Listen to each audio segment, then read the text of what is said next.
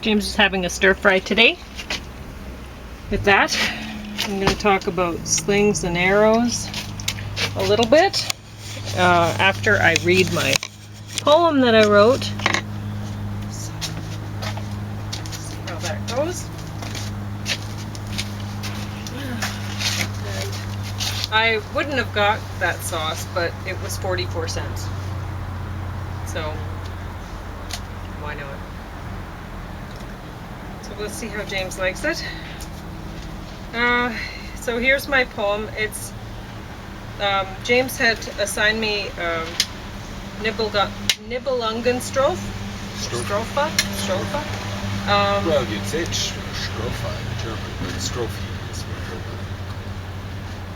what in 2020 when he taught me poetry, and so I used this same assignment form to write this poem, which I called Henderson's Brown. I wrote it August 2nd, 2024, so that's today. And here goes.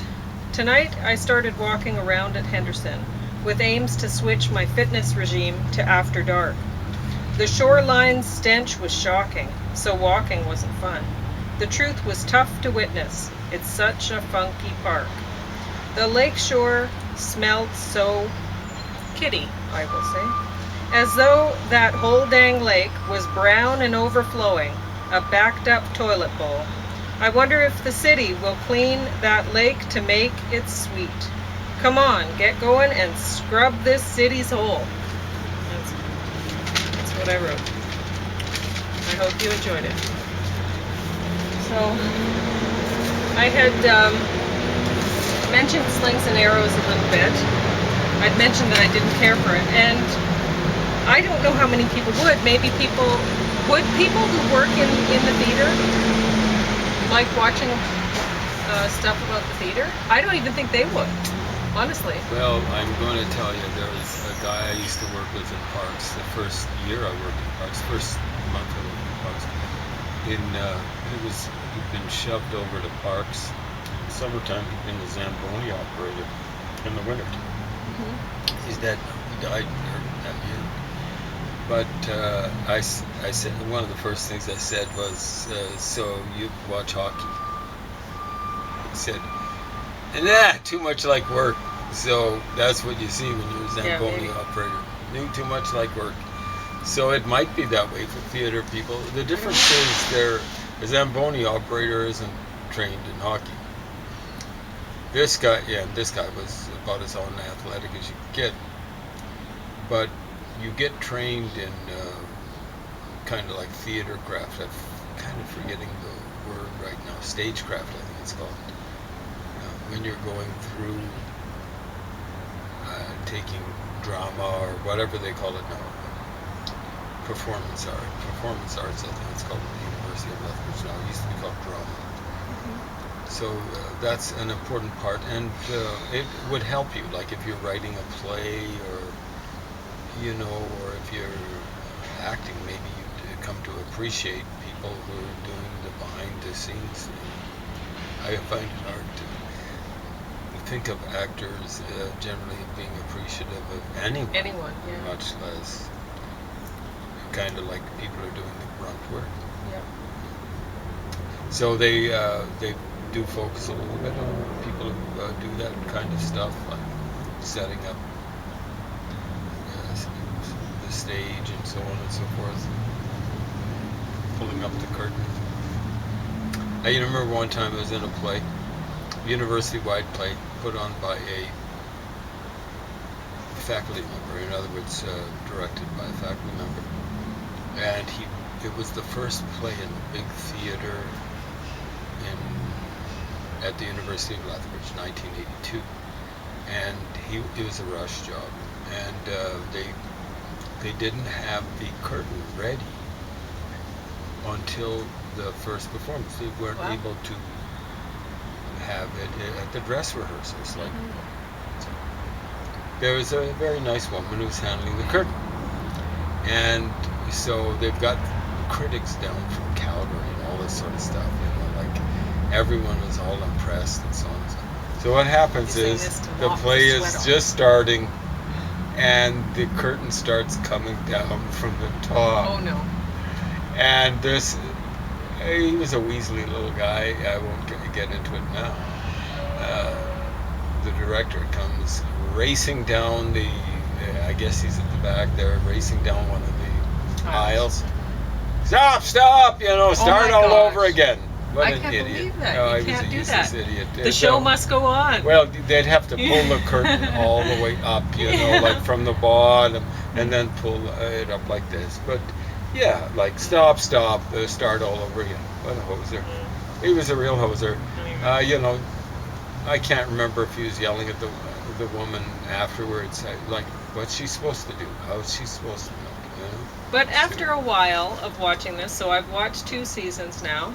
I've just started the third, and there's just 3 seasons in this complete collection. So after watching a couple seasons, I've gotten into it. Okay. I like the jokes where they're making fun of theater people.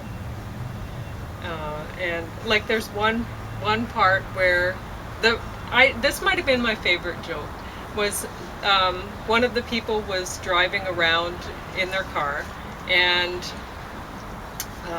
listening to a self-help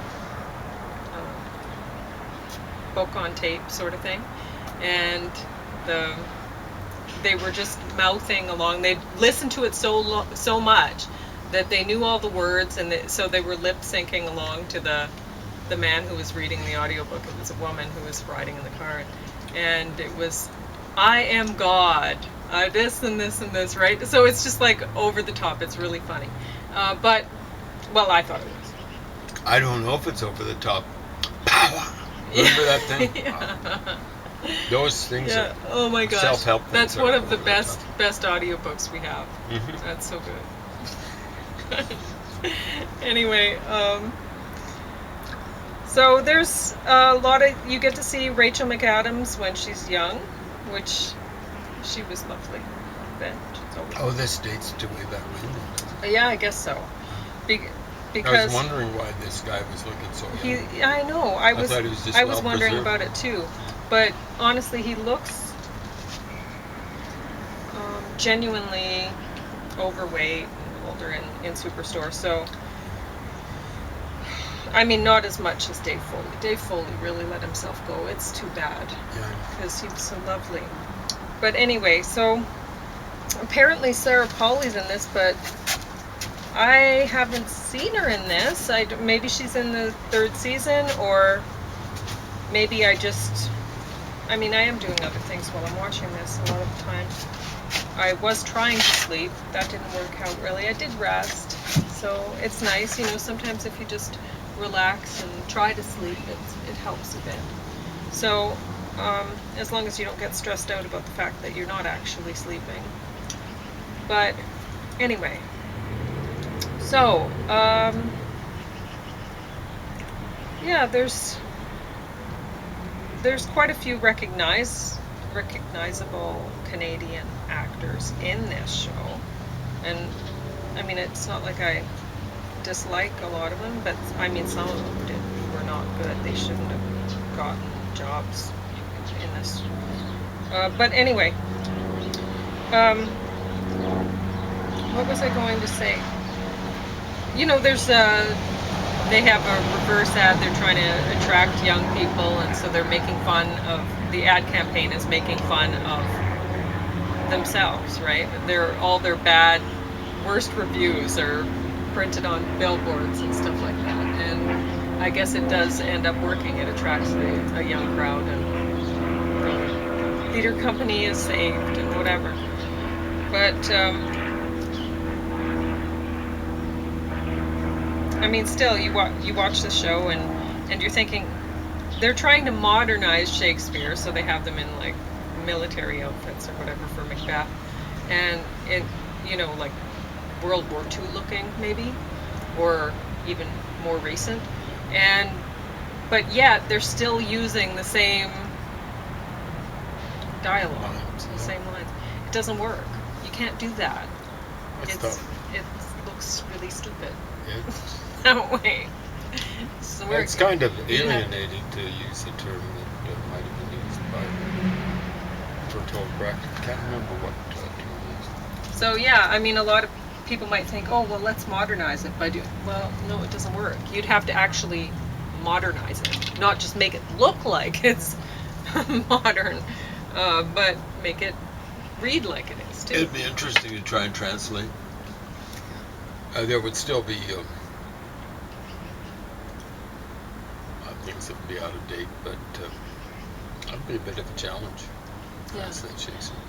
But one thing that I do really like about this show is there's a couple. There's two men, and it's mostly the one who sings and plays the piano, but the other one sings a little bit too.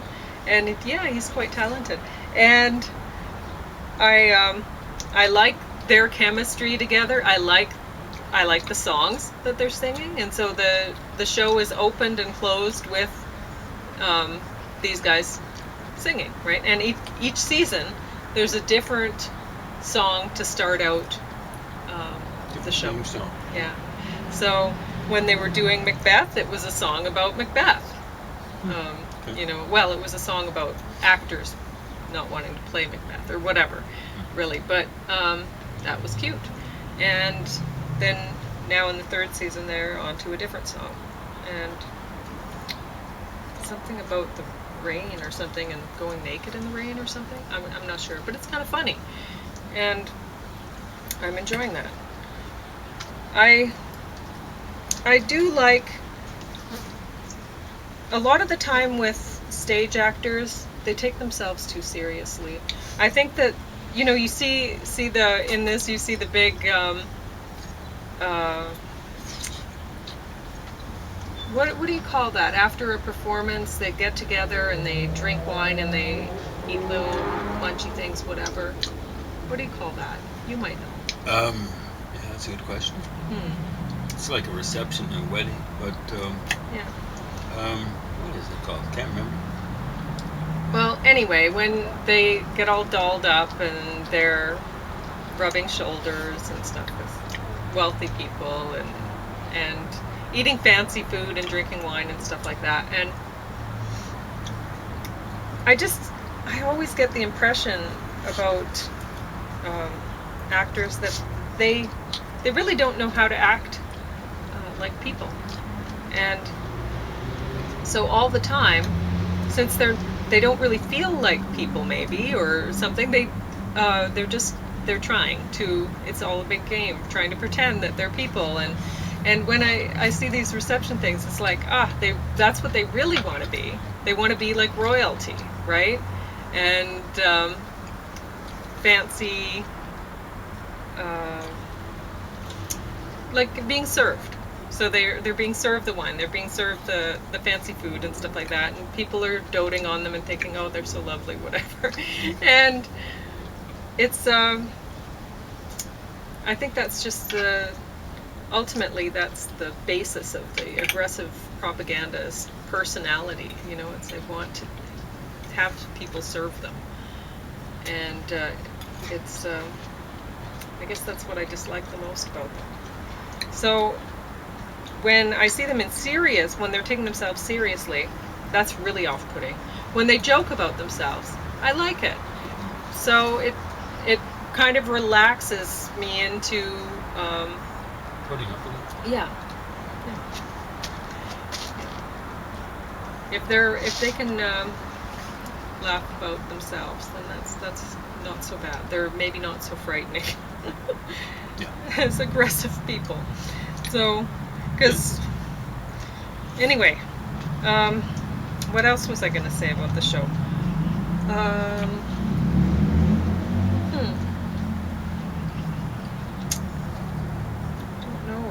I'm missing something. I wanted to say something, but you know what? I'll think of it later, because I'm going to review the third and final season eventually. So how do you like that sauce?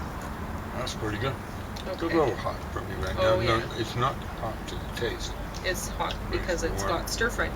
But I want to point out, I did not cook inside. I would not do that in a heat wave. It's It's 28 already- and it's 2 o'clock in the afternoon. It's just going to get hotter. It's going to go up So- to 30 unless I miss my guess. 30 plus. So anyway, I cook in the electric wok outside on the deck. That's my kitchen is outside in the summer, and most of the time I just eat salads. But honestly, I decided, well, James might want some food. I started making the pizzas on the grill Those are outside, awesome. and then today I started using the electric wok a little bit outside. Well, you ended up with a lot of stir-fry kind of ingredients, particularly the broccoli. And this, what is this? Napa cabbage. I always think it is cabbage. Yeah, It's almost like lettuce. So. Yeah, I like to use the Napa cabbage greens part, the leafy part, for like lettuce. Mm-hmm. And then I use the stem part for stir fry. It works out pretty good. So, anyway, I guess that's really all I have to talk about, because I can't remember what else I was going to mention from this. I wanted to mention, in connection with what you were saying, that my attitude towards actors is a little bit like, and the plays they put on, not just when they're off stage, they're off-putting oftentimes when they're off stage, is the attitude of the Duke, I think it's of Athens, who's watching a play. It's a play within a play, where they're I think they're called joiners, which would be kind of like tradespeople or something like that, people who have skills, or had skills back then. Most of those skills, or many of those skills, would be just not useful in our society. Making brooms, for example, the Hutterites used to them. Some of them might still make their own brooms. Just not really useful in our society. But so it's kind of woven into the plot of Midsummer's Night Dream. It's basically a Hollywood romance, but it's kind of weird. So you've got these young people.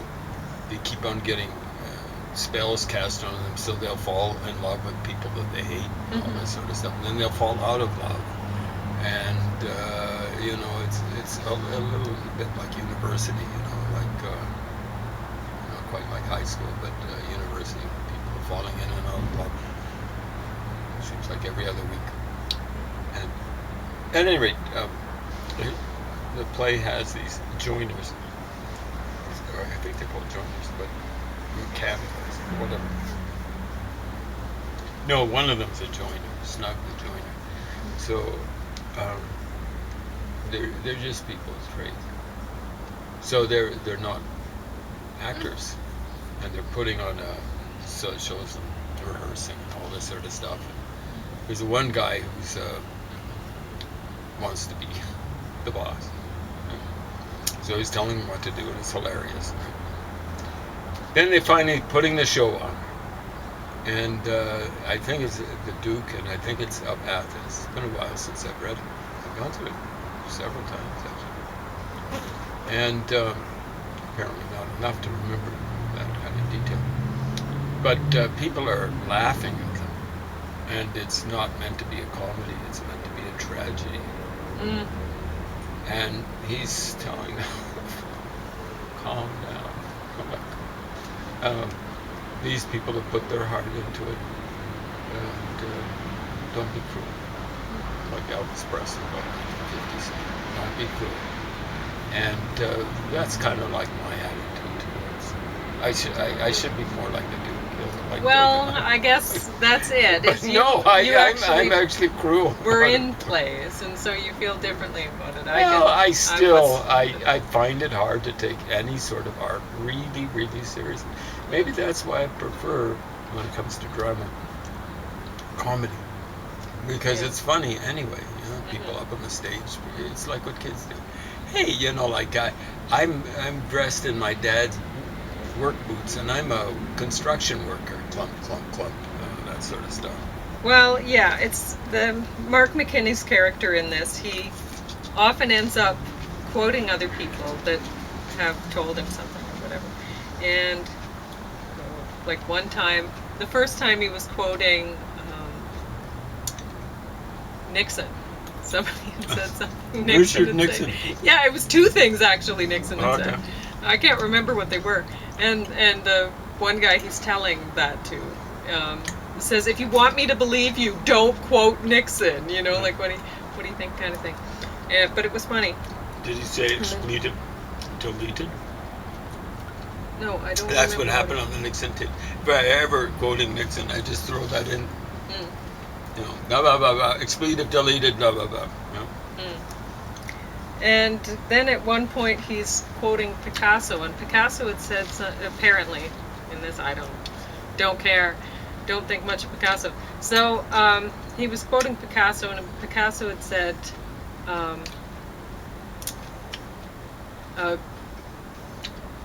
Something like a good artist copies and a great artist steals or something. Yep. And it's like, well, a great artist would be the one getting stolen from. You know, it's not, the great artist wouldn't steal, it doesn't, but anyway, whatever. Well, a great artist, when he's taken stuff, yeah, it will be like stealing and making it his own. But you make a very good point about that. So they really create stuff that other people want to steal. Like, I've noticed that my most creative moments are actually when I'm physically active, and I don't know if it's increased blood flow or something like that, but then I was thinking, well, we also have creative moments, like when we're in the car.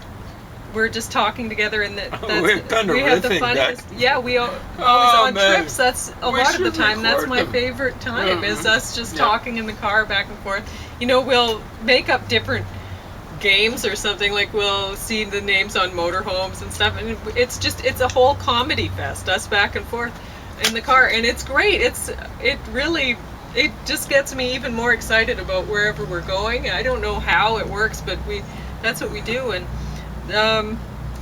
maybe so I don't know if it's really, like, I've always thought, well, the creativity is me moving, right? But maybe it might be me moving in space and not necessarily even having to exert myself, because we do it in the car, right? And somehow that works. But I mean, I'm not writing poetry in the car or anything, so that's a bit different. But whereas I am while I'm hiking. I'm hiking, and I'll all of a sudden start thinking of the beginnings of poems or whatever.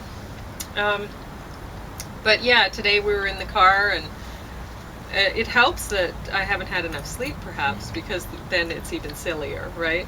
So we passed a dentist place that called themselves, what was it, experimental dental work, or what did it was some wild kind of name that it's like, why would anybody want that for a name? You don't want to think of a dentist as being experimental, you know, with you. Well, it started out orthodontic, I think, right? Yeah. Which means just correct teeth in Greek. And but there was something that seemed semi-artistic, but also experimental. Yes. Why would you say that? Yeah, it was it wasn't exactly experimental. I don't know what it was. I can't think of it right now. But are we going to mention it? Sure. Well, we should say, spoiler alert. You steal our idea, we're coming after you. I don't think anyone should steal our idea, because I don't think this is safe. So, and James was pointing out the idea probably did come to me because of the little girls' light-up shoes. But the ones that light up when you step. We saw one recently. So, she was showing off to Pauline. Yes. She was very looking sweet. up to Pauline as a role model or something like that. I don't know. And she was just wanting to. Well, she was facing towards you. Yeah.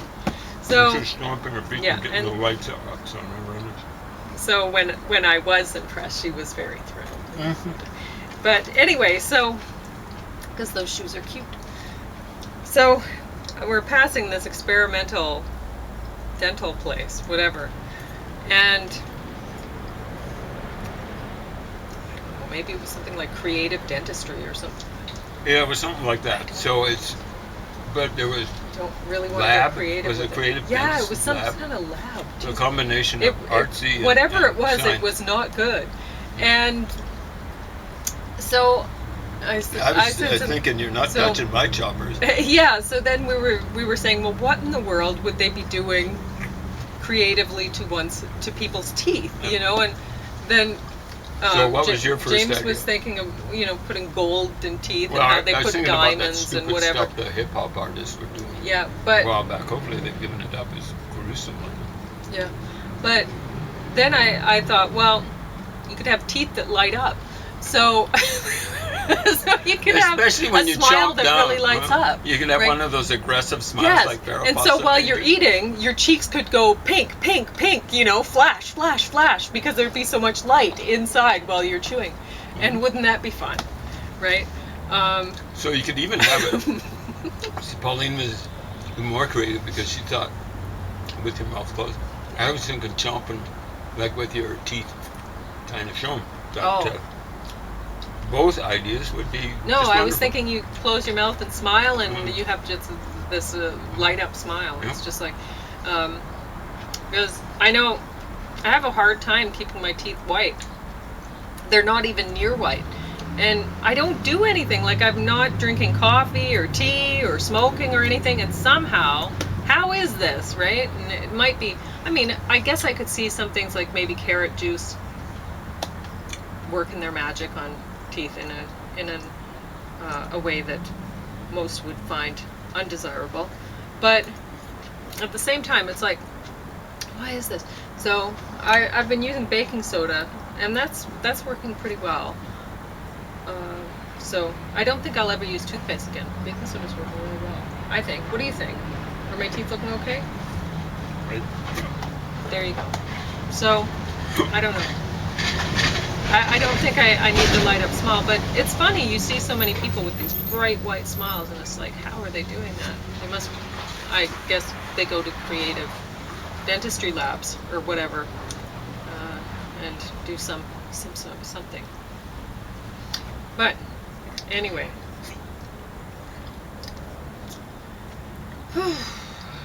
I guess I need to make you some sort of rice or something to sop that up with, eh? Yeah. The package did say to serve with rice or noodles. I just didn't feel like making that. So, anyway, we'll see. I swallowed some too. Oh, you did. So you don't want me to pat, because that's just going to hurt even more. No, it doesn't. Okay. So, anyway, did you have anything to talk about? Not really. Especially now that my wind bug's gone.